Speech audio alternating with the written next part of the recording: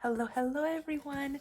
I am super excited to do this middle grade Monday recommendation video for you. So our theme today is animals. So either animals on the cover or primarily the book is about animals or has animals as the main characters. So my first recommendation, and I need to move so that the picture can come up, is Mr. Popper's Penguin by Richard Atwater. I think there's another author there as well. I can't remember her name right now, but it is absolutely adorable. I just read it a couple months ago in January, and it was a delight. We follow Mr. Popper, who loves Antarctica and who loves penguins, and then one day magically a penguin ends up on his front porch, was sent to him. And so he has to learn how to, feed a penguin and how to house this penguin. And then they realize, oh yeah, penguins need buddies. So this other penguin comes in, they have babies.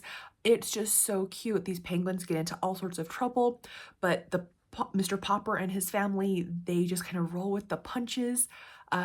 It's absolutely a delight of a book. Very short, quick read, funny, which is always good for younger readers. I think any age group would love reading this, listening to this. It would be a great read aloud for homeschooling families, at night over dinner, whatever works for your family. But it is such a cute story. My next recommendation is one that I also read just recently in January, and that is The Wish and the Peacock by Wendy S. Swore. And this is such a sweet book. We follow Paige and her little brother who live on a farm. They've recently gone through some unexpected sort of trauma and unexpected things in their family. And one day while they're taking care of the animals on the farm, they hear this noise in the loft of their barn. And so they go up there and there's an injured peacock.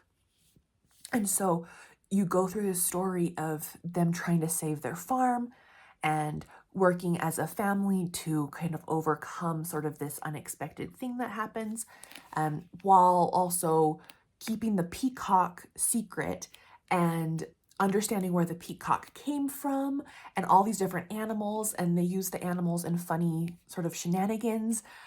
It's adorable. It's really, really sweet. I would say this one is perfect for 5th or 6th and above. So adorable. I absolutely loved it. Okay, this next one, I'm sort of cheating, but it's okay because it's my video, so I can. I'm giving you a 3 for 1. They're all by the same author and they're all classics. Oh, I love these so much. So this is the E.B. White collection, at least what I have. Charlotte's Web. Oh, kind of the goat of all classic books with animals on it. Goat.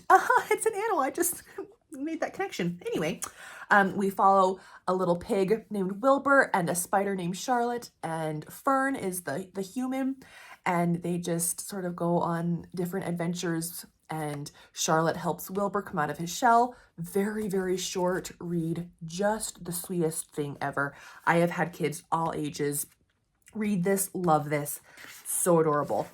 Another E.B. White book is The Trumpet of the Swan. This one, we follow a trumpeter swan who doesn't know how to speak or honk correctly. And so he finds a trumpet, like the musical instrument, the trumpet, and that's how he communicates. And so then he goes on this whirlwind adventure of playing music for humans, and people are just shocked that the swan is playing the trumpet, and oh my goodness, it's just so cute. Anyway, totally adorable. A little bit thicker than Charlotte, but still an adorable read. These audiobooks are wonderful too, FYI. The last one in the 3 for 1 E.B. White is Stuart Little. This is the shortest of the bunch. Just a story. You follow this cute little mouse who goes on adventures named Stuart, and he finds a new family, and he gets involved with a cat, and that's not always a good thing, and it's really, really sweet. The movie is really good too, which doesn't always happen with book movie adaptations, in my opinion. Anyway, so those are my 3 for 1 on animals. All are adorable, all are super easy, fun reads. Kids love them. The next one is actually a book that won the Newbery 2 years ago, called The Eyes and the Impossible by Dave Eggers. We follow this dog who lives in a park, and then he has buffalo friends, and he just sort of has to outwit different humans, and he sees things that are happening in the park, and he investigates, but then he's not supposed to be there, and so the humans sort of react to this dog being there, and it's really cute. The pictures are quite stunning, actually. There are pictures throughout. This is a little bit of a longer middle grade. At least it looks longer in text form. But I don't think the audiobook was much longer than any other ones that I've listened to, because I primarily listen to all of my books. But this was a really sweet one, and not all Newberys are made alike, but I really liked this Newbery winner. It was a good choice. And the dog is the main character, so it's perfect for our animal theme today. The last one is one of my personal favorites. Now, I will tell you, I used to run a book club for 4th and 5th grade girls, and I had maybe 4 or 5 girls a part of this. And this was our last book that we read together. None of them liked it. I don't know why, because I loved it. So take that for what it is, but I wanted to include it because I think it's wonderful and hilarious and really, really sweet. So it's called Homer on the Case by Henry Cole. We follow this pigeon, a homing pigeon, who is flying around one day, and he witnesses these mangy-looking cats. And they start stealing expensive jewelry and expensive things from humans and disappearing with them. Now, the humans have no idea what happened to either their bracelet or barrette or pen or whatever. And the humans are just at a loss of what's happened to it, because they've just sort of disappeared into thin air. So Homer, who taught himself to read from the newspaper on the bottom of his cage, loves Dick Tracy comic strips, and I guess he was a detective. And so he puts on his little pigeon detective hat and is going to solve the mystery of this disappearing jewels.